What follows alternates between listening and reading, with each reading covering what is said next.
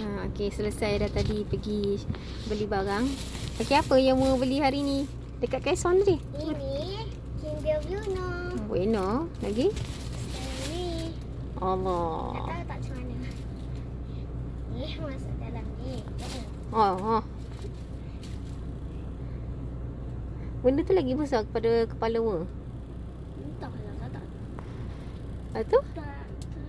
Kita bukan pergi Korea nak kena pakai macam tu. Tak apalah. Lagi? Itu tadi beli kat Kaison lah. Ya. Lepas tu lagi? Ini. Phone stand. Okey. Kuku.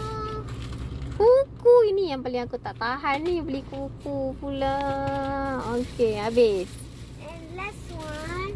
This. Komik. Cakap apa? Terima kasih Umi. Okey, tak sama.